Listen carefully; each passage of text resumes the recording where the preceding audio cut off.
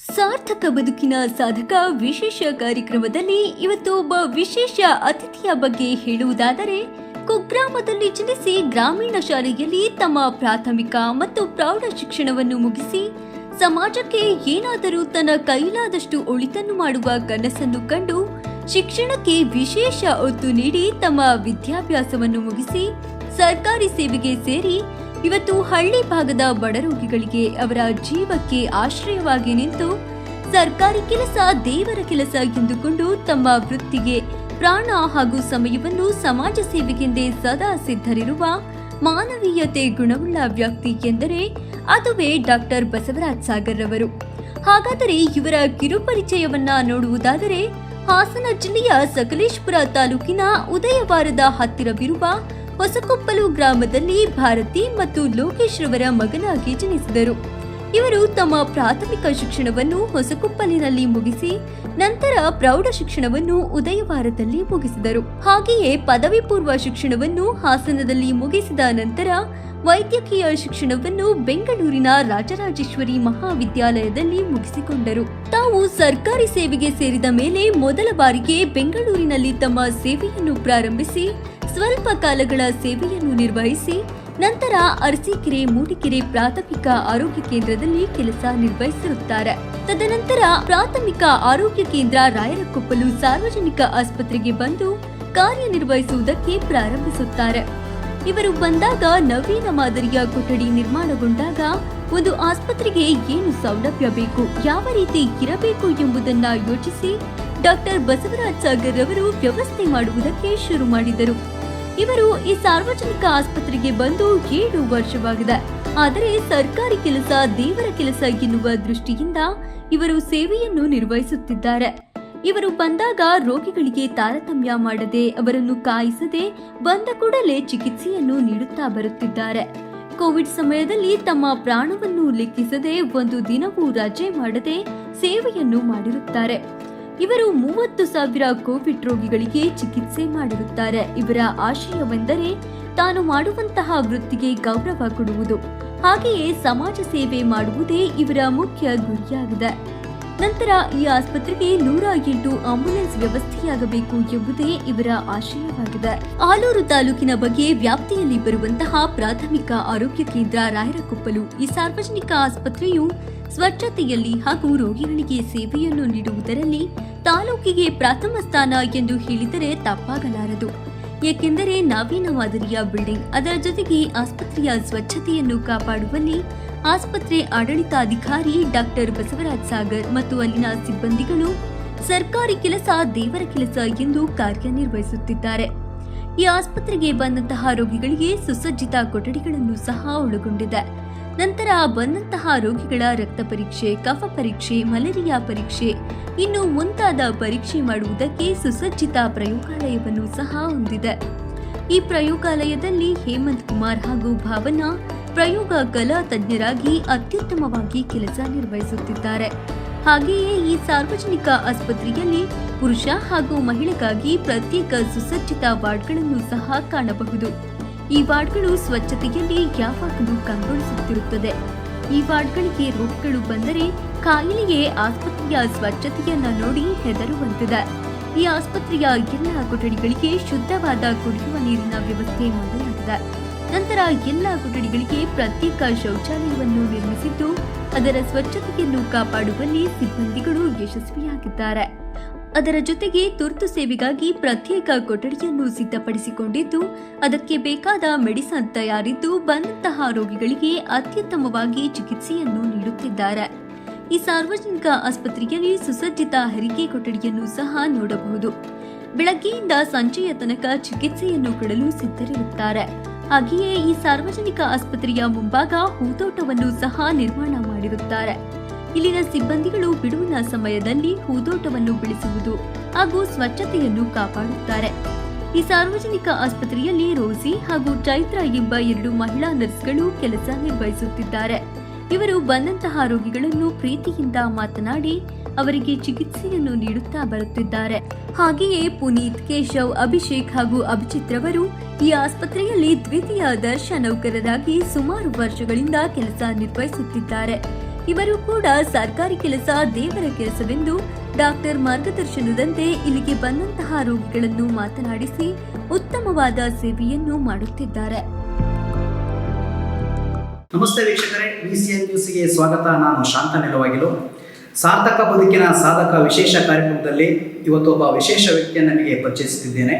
ಆ ವ್ಯಕ್ತಿ ಯಾರೆಂದು ನೋಡೋದಾದರೆ, ಹಳ್ಳಿ ಶಾಲೆಯಲ್ಲಿ ತಮ್ಮ ವಿದ್ಯಾಭ್ಯಾಸವನ್ನು ಮುಗಿಸಿ ಸಮಾಜಕ್ಕೆ ಏನಾದರೂ ಕೊಡುಗೆಯನ್ನು ನೀಡುವ ಕನಸನ್ನು ಹೊತ್ತು ಇವತ್ತು ಹಳ್ಳಿ ಭಾಗದ ಬಡ ರೋಗಿಗಳಿಗೆ ಆಶ್ರಯವಾಗಿ ನಿಂತಿರುವ ಏಕೈಕ ವ್ಯಕ್ತಿ ಅಂದರೆ ಅದುವೇ ಡಾಕ್ಟರ್ ಬಸವರಾಜ್ ಸಾಗರ್ ಅವರು. ನಮ್ಮ ಜೊತೆ ಇದ್ದಾರೆ ಇವತ್ತು ಡಾಕ್ಟ್ರು. ಅವ್ರನ್ನ ಮಾತಾಡಿಸುವಂಥ ಕೆಲಸವನ್ನು ಮಾಡೋಣ. ಸರ್, ನಮ್ಮ ಕಾರ್ಯಕ್ರಮಕ್ಕೆ ಆತ್ಮೀಯ ಸ್ವಾಗತ ಸರ್. ಸರ್, ತಮ್ಮ ಕಿರುಪರಿಚಯ ಮಾಡ್ಕೊಡ್ಬೇಕು ಅಂತ ಕೇಳ್ತೀನಿ. ಸರ್, ನನ್ನ ಡಾಕ್ಟರ್ ಸಾಗರ್ ಅಂತ ಹೇಳಿ. ನಾನು ಹುಟ್ಟಿದ್ದು ಹೊಸಕೊಪ್ಪಲು, ಸಕಲೇಶ್ಪುರ ತಾಲೂಕು, ಉದಯವಾರ ಪೋಸ್ಟು. ಸೊ ಓದಿದ್ದೆಲ್ಲ ನಮ್ಮ ಊರಲ್ಲೇ, ಹಳ್ಳಿ ಶಾಲೆಯಲ್ಲೇ. ಅದಾದ ನಂತರ ನಂದು ಮಿಡ್ಲ್ ಸ್ಕೂಲ್ ಬಂದುಬಿಟ್ಟು ಉದಯವಾರ ಶಾಲೆ. ಅದಾದ ನಂತರ PU ಎಲ್ಲ ಹಾಸನ್ ಸಕಲೇಶ್ ಇದರಲ್ಲಿ ಸೆಂಟ್ ಜೋಸೆಫ್ಸ್ ಕಾಲೇಜಲ್ಲಿ. ವೈದ್ಯಕೀಯ ಶಿಕ್ಷಣ ಎಲ್ಲ ಬ್ಯಾಂಗ್ಳೂರು ರಾಜರಾಜೇಶ್ವರಿ ಮೆಡಿಕಲ್ ಕಾಲೇಜು. ಓದಿ ಮುಗಿದ ನಂತರ ನಾನು ಅಲ್ಲೇ ಒಂದು 6 ತಿಂಗಳು ಬ್ಯಾಂಗ್ಳೂರು ಅಪೋಲೋ ಹಾಸ್ಪಿಟ್ಲಲ್ಲಿ 6 ಮಂತ್ ವರ್ಕ್ ಮಾಡಿದೆ. ಅದಾದ ನಂತರ ಮೂಡಿಗೆರೆ ಹಾಸ್ಪಿಟ್ಲಲ್ಲಿ ಮತ್ತು ಅರಸೀಕೆರೆ ಹಾಸ್ಪಿಟ್ಲಲ್ಲಿ 2 ತಿಂಗಳು ವರ್ಕ್ ಮಾಡಿ, ಅದಾದ ನಂತರ ರಾಯಕೊಪ್ಪಲು ಹಾಸ್ಪಿಟ್ಲಿಗೆ 2017ನೇ ಇಸ್ವಿ ಜೂನ್ 1ನೇ ತಾರೀಕಿಗೆ ಬಂದುಬಿಟ್ಟು ಜಾಯಿನ್ ಆಗಿದ್ದು. ಅದಾದ ನಂತರ ಸತತವಾಗಿ 7 ವರ್ಷ ಇಲ್ಲಿ ವರ್ಕ್ ಮಾಡಿಕೊಂಡು ಇಲ್ಲಿ ಕಾರ್ಯನಿರ್ವಹಿಸ್ತಾ ಇದ್ದೀನಿ ಸರ್. ಸರ್, ವೈದ್ಯಕೀಯ ವೃತ್ತಿನೇ ಯಾಕೆ ಆಯ್ಕೆ ಮಾಡ್ಕೊಂಡ್ರಿ? ಇಲ್ಲ ನಿಮ್ಮ ಫ್ಯಾಮಿಲಿಯಲ್ಲಿ ಏನಾದರೂ ಯಾರಾದರೂ ಡಾಕ್ಟರ್ ಆಗಿದ್ದಾರೆ? ಇಲ್ಲ ಸರ್, ನಮ್ಮ ಫ್ಯಾಮಿಲಿ ಯಾರಿಲ್ಲ. ಐ ಥಿಂಕ್ ನಮ್ಮ ಬೆಳಗೋಡು ಹೋಗ್ಲಿ ನಾನು ಮೊದಲನೇ ಡಾಕ್ಟರ್ ಅನ್ಕೋತೀನಿ. ನಮ್ಮ ಅಪ್ಪನ ಆಸೆ, ಹಾಗೆ ನನ್ನ ಕನಸು ಕೂಡ ನಾನು ಓದಿ ಒಂದು ಸೇವೆ ಕೊಡಬೇಕು, ವೈದ್ಯಕೀಯ ಸೇವೆ ಕೊಡಬೇಕು ಅನ್ನೋದು. ಸೊ ಹಾಗಾಗಿ ಈ ಫೀಲ್ಡಿಗೆ ಬಂದಿದ್ದೆ ಸರ್. ನಿಮ್ಮ ವೈದ್ಯಕೀಯ ವೃತ್ತಿಯಲ್ಲಿ ಏನಾದರೂ ಸಾಧನೆ ಮಾಡೋದು ಉಂಟಾ ಸರ್? ಸರ್, ನಾನು ಇಲ್ಲಿ ವರ್ಕ್ ಸ್ಟಾರ್ಟ್ ಮಾಡಿ ಆಲ್ಮೋಸ್ಟ್ 7 ವರ್ಷ ಆಯಿತು. ನಾನು ರಾಯಕೊಪ್ಪಲಿಗೆ ಬಂದು. ನಾನು ಇಲ್ಲಿ ರಾಯಕೊಪ್ಪಲಿಗೆ ಬರೋಕ್ಕಿಂತ ಮುಂಚೆ ನಮ್ಮ ರಾಯಕೊಪ್ಪಲು ಹಾಸ್ಪಿಟ್ಲ್ OPD ಬಂದ್ಬಿಟ್ಟು 4,000, 3,500 ಇಂದ 4,000 OPD ಪ್ರತಿ ತಿಂಗಳು ಆಗ್ತಾ ಇದ್ದಿದ್ದು. ಸೊ ಅಲ್ಲಿ ಸ್ಟಾರ್ಟ್ ಮಾಡಿದ್ದಂಥ ಜರ್ನಿ 2015ರಲ್ಲಿ ಇಲ್ಲಿವರೆಗೂ ಆಲ್ಮೋಸ್ಟ್ ಪ್ರತಿ ವರ್ಷಕ್ಕೆ ಇವಾಗ 17,000 ರಿಂದ 18,000 ಜನ ಪೇಷಂಟ್ಗಳು ಬಂದ್ಬಿಟ್ಟು ನಮ್ಮಲ್ಲಿ ಟ್ರೀಟ್ಮೆಂಟ್ ತಗೊಳ್ತಾ ಇದ್ದಾರೆ.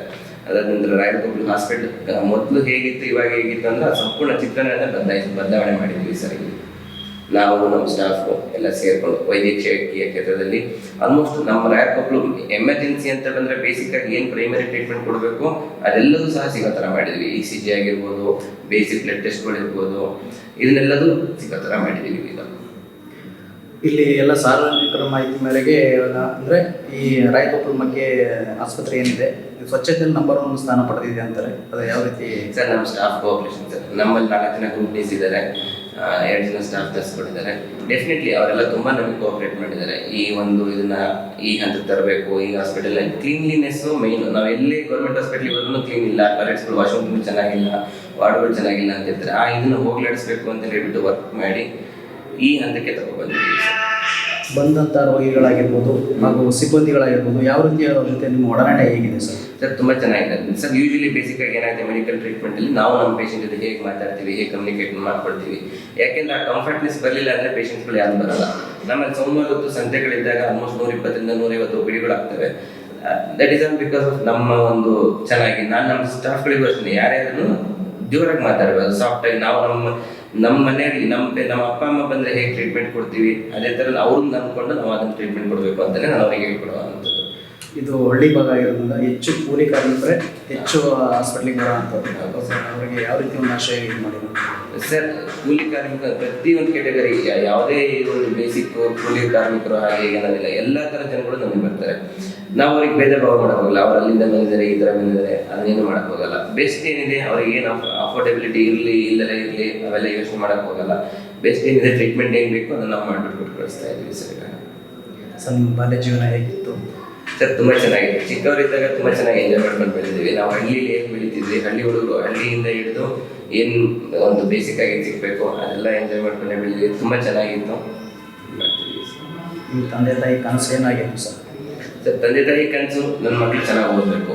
ನಮ್ಮ ಅಪ್ಪ ಅಮ್ಮನ ಅಷ್ಟೇ. ನಾವು ಚಿಕ್ಕದಲ್ಲಿ ನಾವು ಹಾಸನಲ್ಲಿ, ನಮ್ಮ ಊರಿಂದ ಹಾಸನಿಗೆ ನಾವು 7th, 8th to 10th ಓದಬೇಕಾದ್ರೆ ಪ್ರತಿದಿನ ನನ್ನ ಮನೆಯಿಂದ ಬೆಳಿಗ್ಗೆ 6:30 ಬಿಡಬೇಕಿತ್ತು. ನಮ್ಗೆ ಇದ್ದಿದ್ದು ಉದಯವಾರದಿಂದ ಸಕಲೇಶ್ಪುರದಿಂದ ನಮ್ಮ ಬೆಳಗೋಡು ಮಾರ್ಗದಲ್ಲಿ ಹಾಸನಿಗೆ ಇದ್ದು ಒಂದೇ ಒಂದು ಬಸ್ಸು. ಸಂಜೆ 5:00 ಎದ್ಬಿಟ್ಟು ನಮ್ಮಮ್ಮ ರೊಟ್ಟಿ ಮಾಡಿಕೊಡ್ತಾ ಇದ್ದಿದ್ದು. ಸೊ ಅದೆಲ್ಲ ನನಗೆ ಇನ್ನೂ ಚೆನ್ನಾಗಿ ನೆನಪಿದೆ ಸರ್. ನಮ್ಮ ಮಕ್ಕಳು ಬೆಳಿಬೇಕು, ಚೆನ್ನಾಗಿ ಮಾಡಬೇಕು ಅಂತೇಳಿ.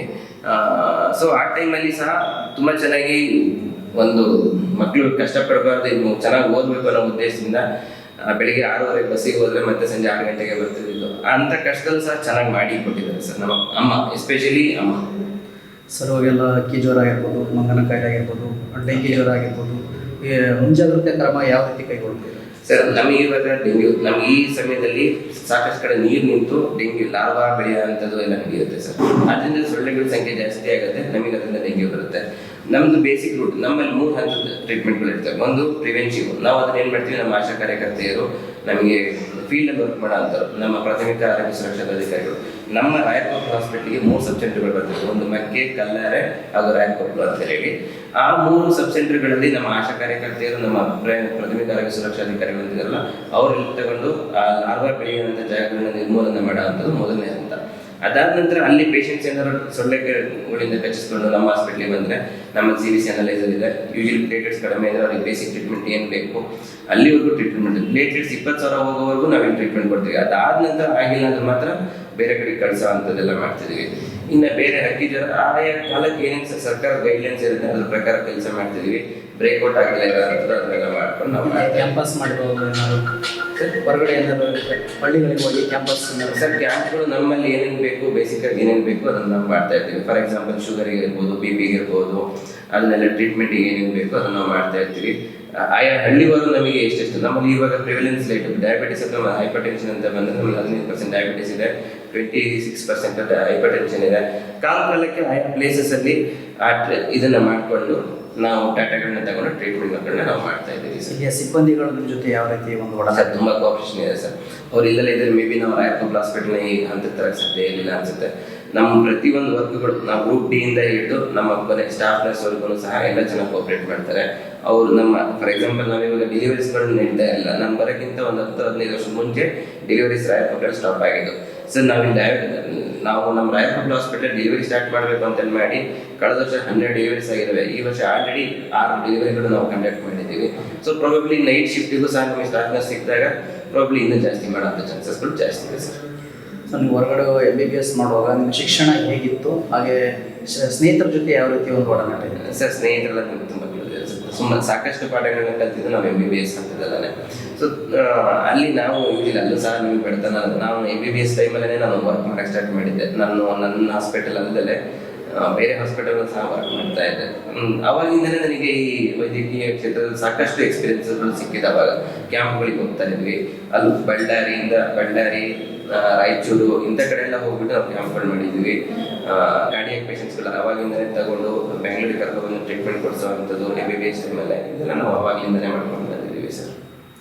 ಸರ್ ಮಳೆಗಾಲದಲ್ಲಿ ಉತ್ಪತ್ತಿ ಆಗುವಂಥ ರೋಗಗಳಿಗೆ ಸಾರ್ವಜನಿಕ ಯಾವ ರೀತಿ ಒಂದು ಅವೇರ್ನೆಸ್ ಮೂಡಿಸುವಂಥ ಕಾರ್ಯಕ್ರಮ? ಸರ್ ನಮ್ಮ ಆಶಾ ಕಾರ್ಯಕರ್ತೆಯರು ಪ್ರತಿದಿನವೂ ಸಹ ಹಳ್ಳಿಗಳಿಗೆ ಹೋಗಿ ಎಲ್ಲೆಲ್ಲಿ ನೀರು ನಿಲ್ಲುತ್ತೆ, ಎಲ್ಲೆಲ್ಲಿ ಲಾರ್ವಾಗಳು ಉತ್ಪತ್ತಿ ಆಗುತ್ತೆ, ಸೊಳ್ಳೆಗಳು ಉತ್ಪತ್ತಿ ಆಗುತ್ತೆ ಅಂತ ಜಾಗಗಳನ್ನ ಒಂದು ನಾಶ ಮಾಡೋಂಥದ್ದು ಮಾಡ್ತಾರೆ.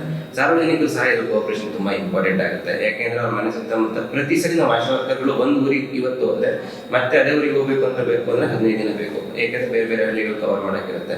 ಸೊ ಅಂಥ ಟೈಮಲ್ಲಿ ನಾವು ಅವರಿಗೆ ಈಸಿ ಮಾಹಿತಿಗಳನ್ನ ಕೊಟ್ಬಿಟ್ಟು ಸೊಳ್ಳೆಗಳು ನಿಲ್ಲದೇ ಇರೋ ಥರ ಮಾಡ್ಕೊಳ್ಳಿ. ಅದಾದ ನಂತರ ನೀರಿಂದ ಉತ್ಪತ್ತಿ ಆಗುತ್ತವೆ ಸೊಳ್ಳೆಗಳು, ಹಾಗಾಗಿ ಆ ನೀರು ನಿಲ್ಲದೇ ಇರೋ ಥರ ನೋಡ್ಕೊಳ್ಳೋಂಥದ್ದು ಪ್ರೈಮರಿ ಕೆಲಸ ಸರ್. ಅದನ್ನು ನಾವು ಮಾಡೋದಕ್ಕೆ ಜಾಸ್ತಿ ಒತ್ತು ಕೊಡ್ತೀವಿ ಸರ್. ನೀವು ಆಸ್ಪತ್ರೆಗೆ ಬಂದು 7 ವರ್ಷ ಆಯಿತು ಅಂತೀರಾ, ಇಲ್ಲಿ ಅನುಭವ ಯಾವ ರೀತಿ ಅನಿಸುತ್ತೆ? ಸರ್ ರಾಯಕೋಟ್ ನನ್ನ ಮರೆಯೋಕ್ಕಾಗಿರೋಂಥ ಪ್ಲೇಸು. ತುಂಬ ನಾನು ಸಾಕಷ್ಟು ಬೆಳೆದಿದ್ದೀನಿ, ಸಾಕಷ್ಟು ಕಲ್ತಿದ್ದೀನಿ. ಒಂದು ಚಿಕ್ಕ ಆಪರೇಷನ್ ಮಾಡೋದ್ರಿಂದ ಹಿಡಿದು ದೊಡ್ಡ ಇವಾಗ ಮೊನ್ನೆ ಒಂದು ಲೈಕೋಮಾ ಅಂತೇಳಿ ಒಂದ್ಸತಿ ಇದನ್ನು ಮಾಡಿದ್ವಿ, ಎಕ್ಸಿಷನ್ ಮಾಡಿದ್ವಿ. ಆಲ್ಮೋಸ್ಟ್ ಒಂದು ಅರ್ಧ kg ಅಷ್ಟು ಲೈಕೋಮಾ ಅದನ್ನು ಎಕ್ಸಿಷನ್ ಮಾಡಿದ್ದು. ಸೊ ಕೆಲವೊಂದ್ಸರಿ ಅಂಥದ್ದೆಲ್ಲ ನಾವು ಮಾಡಿದ್ವಿ. ಅಂತ ಟೈಮಲ್ಲಿ ತೊಂದರೆಗಳಾದಾಗ ಜನಗಳು ನಾನು ಡೈರೆಕ್ಟಾಗಿ ಬಂದುಬಿಟ್ಟು ಸರ್ ನಿಮ್ಮಲ್ಲಿ ಇಂಥದ್ದು ಸಮಸ್ಯೆ ಇದೆ ಅಂದಾಗ ನಾವು ಅದನ್ನು ರೆಕ್ಟಿಫೈ ಮಾಡ್ತೀವಿ. ಗ್ರಾಮ ಸಭೆಗಳಿರ್ಬೋದು, ಪ್ರತಿಯೊಂದಕ್ಕೂ ಹೋಗಿ ಕೂತು ಸಮಸ್ಯೆಗಳೇನಿದೆ ಅದನ್ನು ತಗೊಂಡು ಮತ್ತೆ ಫೀಡ್ಬ್ಯಾಕ್ ಆಗಿ ತಗೊಂಡು ಅದನ್ನು ರೆಕ್ಟಿಫೈ ಮಾಡೋಂಥ ವರ್ಕ್ಗಳನ್ನು ಡೆಫಿನೆಟ್ಲಿ ಮಾಡ್ತಾ ಇದ್ದೀವಿ ಸರ್. ಜನಗಳು ಅಷ್ಟೇ ತುಂಬ ಚೆನ್ನಾಗಿ ನಮ್ಮ ಜೊತೆ ಅಡ್ಜಸ್ಟ್ ಆಗಿಬಿಟ್ಟು ಬರ್ತಾ ಇದ್ದಾರೆ ಸರ್. 7 ವರ್ಷ ಸತತವಾಗಿ ಒಂದು ವೈದ್ಯರನ್ನ ಉಳಿಸ್ಕೊಂಡು, ಅದು ಇಷ್ಟೊಂದು ಪೇಷಂಟ್ಗಳನ್ನ ಉಳಿಸ್ಕೊಂಡು ಇಲ್ಲಿವರೆಗೂ ತಗೋಬರ್ಬೇಕು ಅಂದರೆ ನಿಜಕ್ಕೂ ಒಂದು ನಮಗೆ ಖುಷಿ ಕೊಡುತ್ತೆ ಸರ್. ನಿಮ್ಮ ವೈದ್ಯಕೀಯ ವೃತ್ತಿಯಲ್ಲಿ ಮುಂದಿನ ಗುರಿಗಳು ಏನು ಸರ್? ಮುಂದೆ ನಾನು PG ಮಾಡಬೇಕು ಅಂದ್ಕೊಂಡಿದ್ದೀನಿ. ಡೆಫಿನೆಟ್ಲಿ MD ಜನರಲ್ ಮೆಡಿಸಿನ್ ಮಾಡಿ ಕಾರ್ಡಿಯಾಲಜಿ ಮಾಡಬೇಕು ಅನ್ನೋ ಮುಂದಾದ ಕೆಲಸ. ಅದನ್ನು ಮಾಡ್ತೀನಿ. ಅದು ಮಾಡಿದ್ಮೇಲೆ ಸರ್ ನಂಗೆ ರಾಯಕೋಟ್ ನನಗೆ ಬಿಟ್ಟು ಇದು ಮಾಡೋಕ್ಕೆ ಅನಿಸಿಲ್ಲ. ಯಾಕೆಂದ್ರೆ ನಾನು ಅಟ್ಲೀಸ್ಟ್ ನಮ್ಮ ವೈದ್ಯಕೀಯ ಶಿಕ್ಷಣ ಮುಗಿಸಿದ ಮೇಲೆ ಎಲ್ಲೇ ಇದ್ದರೂ ಅಟ್ಲೀಸ್ಟ್ ವಾರಕ್ಕೊಂದ್ಸಲ ಬಂದುಬಿಟ್ಟು ನಮ್ಮ ಹಳ್ಳಿ ಜನಗಳಿಗೆ ಈ ಎಸ್ಪೆಷಲಿ ರಾಯಕೋಟಲ್ಲಿ ನನ್ನ ಮಗ್ಗೆಯಲ್ಲಿ ಎಲ್ಲಾದರೂ ಒಂದು ಕ್ಲಿನಿಕ್ ಅನ್ನೋದನ್ನು ಮಾಡಿ ಉಚಿತವಾಗಿ ವಾರದ ಒಂದಿನ ಕೆಲಸ ನಾನು ಮಾಡಬೇಕು ಅನ್ನೋದು ಒಂದು ದೊಡ್ಡ ಕೆಲಸ. ಯಾಕೆಂದರೆ ನಾನು ಈ ಪ್ಲೇಸ್ನ ಮರೆಯೋಕ್ಕೆ ಸಾಧ್ಯನೇ ಇಲ್ಲ. 7 ವರ್ಷ ಸತತವಾಗಿ ವರ್ಕ್ ಮಾಡಿದ್ದೀನಿ. ಅದನ್ನ ನಾನು ಮಾಡಬೇಕು ಅನ್ನೋದು ದೊಡ್ಡ ಕನಸು. ನೋಡೋಣ ಸರ್ ಹೇಗಾಗುತ್ತೆ ಅನ್ನೋದ್ರ ಮೇಲೆ ಡಿಪೆಂಡ್ಸ್. ನೀವು ಮುಂಚೆ ಬಂದಾಗ ಹೊಟ್ಟೆ ಹೊಡೆಗಳು ಯಾವ ಥರ ಇತ್ತು, ಈಗ ಯಾವ ಥರ ಬದಲಾವಣೆ ಮಾಡಿದ್ರ, ಎಷ್ಟು ಭಾಗ ಬದಲಾವಣೆ ಮಾಡಿದ್ರು? ಸರ್ ನಾನು ಬಂದಾಗ ಈ ಹಾಸ್ಪಿಟಲ್ ಇರಲಿಲ್ಲ. ನಾನು ಬಂದಾಗ ಇದ್ದು ಹಳೆ ಅಂತದ್ದು ತುಂಬ ಸೋರ್ತಾ ಇತ್ತು. ಮೋಸ್ಟ್ ಪ್ರಾಬಬ್ಲಿ ಹಳೆ ಜನಗಳು ರಾಯಕೋಟದವ್ರಿಗೆ ಗೊತ್ತಿರುತ್ತೆ. ಆ ಬಿಲ್ಡಿಂಗಿಂದ ಹೊಸ ಬಿಲ್ಡಿಂಗಿಗೆ ಶಿಫ್ಟ್ ಮಾಡಿಸಿದ್ದೀವಿ. ಹಾಸ್ಪಿಟಲ್ ಸುತ್ತ ಕಾಂಪೌಂಡ್ ಇರಲಿಲ್ಲ, ಇಡೀ ಕಾಂಪೌಂಡ್ನ ರೆಡಿ ಮಾಡಿಸಿದ್ದೀನಿ. ಅದಾದ ನಂತರ ECG ಇರಲಿಲ್ಲ, ECG ತಂದಿದ್ವಿ. ಡೆಲಿವರಿಗಳು ಸ್ಟಾಪ್ ಆಗಿತ್ತು, ಡೆಲಿವರಿ ಸ್ಟಾರ್ಟ್ ಮಾಡಿದ್ದೀನಿ. OPD 5 ಪಟ್ಟು ಜಾಸ್ತಿ ಮಾಡಿದ್ದೀವಿ ಸರ್. 3,000 ಇಲ್ಲಿ OPD ಇವತ್ತು 18,000 OPD ವರ್ಷಕ್ಕೆ ನಾವು ಮಾಡ್ತಿದ್ದೀವಿ ಅಂದರೆ ಸಾಮಾನ್ಯ ಅಲ್ಲ.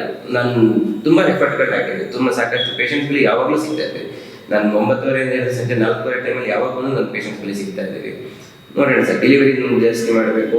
ಈ ಒಂದು ಆಸನದಲ್ಲಿದೆ, ಅದನ್ನು ಡೆಫಿನೆಟ್ಲಿ ಮಾಡೋಕ್ಕೆ ಟ್ರೈ ಮಾಡ್ತೀನಿ. ನಿಮ್ಮ ವೃತ್ತಿಯಲ್ಲಿ ಈಗ ಸಾರ್ವಜನಿಕರಾಗಿರ್ಬೋದು, ರೋಗಿಗಳಿಗಾಗಿರ್ಬೋದು, ಯಾವ ರೀತಿ ಒಂದು ಸಲಹೆ ಸೂಚನೆ ನೀಡ್ತೀರಾ? Sir definitely health is wealth ಅಂತ ಹೇಳ್ತಾರೆ, ಅದನ್ನು ಕಾಪಾಡ್ಕೋಬೇಕು. ಟೈಮ್ ಸರಿಯಾಗಿ ಊಟ ತಿಂಡಿ ಮಾಡೋದ್ರಿಂದ ಹಿಡಿದು ಸೊಪ್ಪುಗಳು ತರಕಾರಿಗಳು ಜಾಸ್ತಿ ತಿನ್ನುವಂಥದ್ದು, ನೀರು ಚೆನ್ನಾಗಿ ಕುಡಿಯುವಂಥದ್ದು ಡೈಲಿ. ಅಟ್ಲೀಸ್ಟ್ ಒಂದು ವಯಸ್ಸು 40 ವರ್ಷ ದಾಟಿದೆ ಅಂದರೆ ಬಂದ್ಬಿಟ್ಟು ರೆಗ್ಯುಲರ್ ಆಗಿ ಅಟ್ಲೀಸ್ಟ್ 2 ತಿಂಗಳಿಗೆ ಒಂದ್ಸರಿ BP ಶುಗರ್ ಚೆಕ್ ಮಾಡಿಸ್ಕೊಳ್ಳೋವಂಥದ್ದು, ಆರೋಗ್ಯದ ಕಡೆ ಗಮನ ಕೊಡುವಂಥದ್ದು, ಪ್ರತಿದಿನ ವಾಕಿಂಗ್ ಮಾಡೋವಂಥದ್ದು, ಸಕ್ಕರೆ ಅಂಶ ಇರೋಂಥ ಪದಾರ್ಥಗಳನ್ನ ಕಡಿಮೆ ತಿನ್ನೋದು, ಇದನ್ನೆಲ್ಲ ಮಾಡಬೇಕು. ಸೊ ಇದನ್ನು ಕ್ಯಾರಿ ಮಾಡಿದರೆ ಡೆಫಿನೆಟ್ಲಿ ಮೇಂಟೈನ್ ಮಾಡ್ಕೋಬೇಕು. ಸಮಸ್ಯೆಗಳಿದ್ದಾಗ ದಯವಿಟ್ಟು ನೀವಾಗಿ ಟ್ರೀಟ್ಮೆಂಟ್ ತಗೊಳ್ಳೋ ಬದಲು ಡಾಕ್ಟರ್ ಹತ್ರ ಬಂದ್ಬಿಟ್ಟು ಮಾತಾಡಿ. ಸೊ ದಟ್ ಯಾವಾಗ ಲೇಟ್ ಸ್ಟೇಜಸಲ್ಲಿ ಬಂದ್ಬಿಟ್ಟು ನಮ್ಮ ಹತ್ರ, ಈಗ ಫಾರ್ ಎಕ್ಸಾಂಪಲ್ ಡೇ ಅಂತ ಒಂದು ಪೇಷಂಟ್ಸ್ ಬಂದು ಡೇ 1 ಫೀವರಲ್ಲೇ ನಮ್ಮ ಹತ್ರ ಬಂದು ಚೆಕ್ ಮಾಡಿಸ್ಕೊಂಡು ಟ್ರೀಟ್ಮೆಂಟ್ ತಗೊಳ್ತಾ ಇದ್ದಾರೆ, ತುಂಬ ಚೆನ್ನಾಗಿರುತ್ತೆ. ಅದು ನಾವು ಇಲ್ಲಿ ಬರೋಷ್ಟೊತ್ತಿಗೆ ಜಾಸ್ತಿ ಆಗೋಯ್ತು. 4 ದಿನ 5 ದಿನ ಕಡಿಮೆ ಬರೋಷ್ಟೊತ್ತಿಗೆ ಪ್ಲೇಟ್ಲೆಟ್ಸ್ ಸಂಖ್ಯೆ ತುಂಬ ಕಡಿಮೆ ಇರುತ್ತೆ. ಅಂತ ಟ್ರೀಟ್ಮೆಂಟ್ ಮಾಡೋದು, ಎಸ್ಪೆಷಲಿ ಪ್ರೈಮರಿ ಲೆವೆಲ್ ಟ್ರೀಟ್ಮೆಂಟ್ ಮಾಡೋದು ತುಂಬ ಕಷ್ಟ ಆಗುತ್ತೆ. ಸೊ ನೀವಾಗೆ ಪ್ರಿಸ್ಕ್ರೈಬ್ ಮಾಡ್ಕೊಳ್ಳೋದಲ್ಲೇ ದಯವಿಟ್ಟು ಪ್ರಾರಂಭಿಕ ಹಂತದಲ್ಲೇ ಬಂದ್ಬಿಟ್ಟು ವೈದ್ಯರ ಹತ್ರ ಮಾತಾಡಿ. ನನಗೆ ಸರ್, ನಿಮ್ಮ ಕುಟುಂಬದವರು ಯಾವ ರೀತಿ ನೀವು ಸಪೋರ್ಟ್ ಮಾಡಿದರು? ಸರ್ ಡೆಫಿನೆಟ್ಲಿ ಸರ್, ನನ್ನ ಕುಟುಂಬದಲ್ಲಿದ್ದರೆ ಈ ಕಣಕ್ಕೆ ಈ ಸ್ಟೇಜಿಗೆ ಬರೋಕ್ಕೆ ಸಾಧ್ಯ ಏನಿಲ್ಲ. ನಾನು ಓದಕ್ಕೆ ಕಷ್ಟ ಆದಾಗ ನಮ್ಮಪ್ಪ, ನೀನು ಓದು, ಹಣದ ಬಗ್ಗೆ ತಲೆ ಕೆಡಿಸ್ಕೋಬೇಡ, ನೀನು ಓದು, ಅದೆಷ್ಟೇ ಕಷ್ಟ ಆಗಲಿ ನಾನು ಮಾಡ್ತೀನಿ ಅಂತ ಹೇಳ್ಬಿಟ್ಟು ಸಪೋರ್ಟ್ ಮಾಡಿದ್ದಾರೆ. ಅದಾದ ನಂತರ ನಾನು ಮೊದಲೇ ಹೇಳಿದೆ, ನಾನು ಬಸ್ಸಿಗೆ ಬೆಳಿಗ್ಗೆ 5:30 ಎದ್ಬಿಟ್ಟು ಹೋಗ್ಬೇಕಿತ್ತು ಅಂತಿಲ್ಲ. ಆ ಟೈಮಲ್ಲಿ ಬೆಳಿಗ್ಗೆ ಪ್ರತಿದಿನ ಸತತವಾಗಿ 3 ವರ್ಷಗಳ ಕಾಲ ಬೆಳಿಗ್ಗೆ 5 ಗಂಟೆಗೆ ಎದ್ದು ನನಗೆ 6:30 ಬಸ್ಸಿಗೆ ಹೋಗೋದಕ್ಕೆ ರೊಟ್ಟಿ ಮಾಡೋದ್ರಿಂದ ಹಿಡಿದು ನನ್ನ ಹೆಲ್ತ್ ಅದ್ರ ಬಗ್ಗೆ ಗಮನ ಹರಿಸಿದ್ದಾರೆ. ಅದಾದ ನಂತರ ನನ್ನ ತಮ್ಮ ನನ್ನ ಬೆನ್ನೆಲುಬಾಗಿ ನಿಂತಿದ್ದು. ನಾನು ಏನೇ ವರ್ಕ್ ಮಾಡಿದ್ರು, ಅಣ್ಣ ನೀನು ಓದು, ನಾನು ಆಮೇಲೆ ಮುಂದೆ ನಾನು ನೋಡ್ಕೊತೀನಿ ಅಂತೇಳಿ. ಅದಾದಮೇಲೆ ಮದುವೆ ಆದಮೇಲೆ ನನ್ನ ಹೆಂಡತಿ, ನನ್ನ ಅತ್ತೆ, ಮಾವ ಡೆಫಿನೆಟ್ಲಿ ತುಂಬ ಚೆನ್ನಾಗಿ ಸಪೋರ್ಟ್ ಮಾಡಿದ್ದಾರೆ. ನಾನು ಈ ಜರ್ನಿ ನೀವು ಏನೇ ಮಾಡಿದ್ರು ನೀವು PG ಮಾಡಬೇಕು, ನಿಮ್ಮ ಕನಸು ಅಂತ ಹೇಳ್ಬಿಟ್ಟು ಪ್ರತಿಯೊಂದಕ್ಕೂ ಸಪೋರ್ಟ್ ಮಾಡ್ಕೊಂಡು ಬಂದಿದ್ದಾರೆ. Definitely I cannot forget. And ಅವರಿಂದಲೇ ನಾನು ಮೂವ್ ಮಾಡೋಕ್ಕಾಗಲ್ಲ ಅಂತ ಅನ್ಬೋದು. ಸರ್, ನಿಮಗೆ MBBS ಮಾಡಿ ಒಂದು ವೈದ್ಯ ವೃತ್ತಿಗೆ ಬರೋಂಥ ವಿದ್ಯಾರ್ಥಿಗಳಿಗೆ ಏನು ಹೇಳೋಕ್ಕೆ ಇಷ್ಟಪಡ್ತೀರಿ? MBBS ಮುಗಿಸಿದ ಮೇಲೆ ಇವಾಗ ಲೈಫ್ ಕಷ್ಟ ಇದೆ ಸರ್, ಸ್ವಲ್ಪ ಟಫ್ ಇದೆ. ಬಟ್ ಅದನ್ನ ಜೊತೆಗೆ ಹೇಳಿದ್ರೆ ನಾವು ಫಸ್ಟ್ ಪ್ರೈಮರಿ ಕಾಂಟ್ಯಾಕ್ಟ್ ಬಂದ್ಬಿಟ್ಟು ನಮ್ಮ ಪೇಷಂಟ್ಸ್ ಜೊತೆ, ಅವ್ರ ಜೊತೆ ನಾವು ಚೆನ್ನಾಗಿ ಕಂಫರ್ಟೇಬಲ್ ಕೊಟ್ಟು ನಾವು ನಿಮ್ಮ ಕಾಯಿಲೆಗಳನ್ನ ವಾಸಿ ಮಾಡ್ಕೊಡ್ತೀವಿ ಅಂತ ಅಂದ್ಕೊಂಡ್ರೆ ಡೆಫಿನೆಟ್ಲಿ ಸಕ್ಸಸ್ ಸಿಗುತ್ತೆ. ಹಲವಾರು ಸಾಕಷ್ಟು ಜನ ಅನ್ಕೊಳ್ತಾರೆ ಹೊರಗಡೆ ಬಂದ್ಬಿಟ್ಟು ಪ್ರಾಕ್ಟೀಸ್ ಮಾಡೋಕ್ಕಾಗಲ್ಲ, ಕಷ್ಟ ಇದೆ, ಗೌರ್ಮೆಂಟ್ ಸರ್ವಿಸ್ ಬೇಕು ಅಂದರೆ ಡೆಫಿನೆಟ್ಲಿ ಆ ಒಂದು ಬಾಂಡಿಂಗ್ನ ಇಟ್ಕೊಂಡ್ರೆ ನಾವು ಚೆನ್ನಾಗಿ ಸಕ್ಸಸ್ ಆಗ್ಬೋದು ಸರ್. ಥ್ಯಾಂಕ್ ಯು ಸರ್, ನಮ್ಮ ಜೊತೆ ಈ ಕಾರ್ಯಕ್ರಮದಲ್ಲಿ ಭಾಗಿಯಾಗಿದ್ದಕ್ಕೆ ತುಂಬ ಧನ್ಯವಾದಗಳು sir. Thank you sir, thank you so much. ನನ್ನ ಹೆಸರು ರೋಸಿ ಅಂತ. ನಾನು ಈ ಹಾಸ್ಪಿಟ್ಲಲ್ಲಿ 3.5 ವರ್ಷದಿಂದ ವರ್ಕ್ ಮಾಡ್ತಾ ಇದ್ದೀನಿ. 2020ರಿಂದ ವರ್ಕ್ ಮಾಡ್ತಾ ಇದ್ದೀನಿ. ಇಲ್ಲಿ OPD ಸರ್ವಿಸ್ ಎಲ್ಲ ತುಂಬ ಚೆನ್ನಾಗಿದೆ.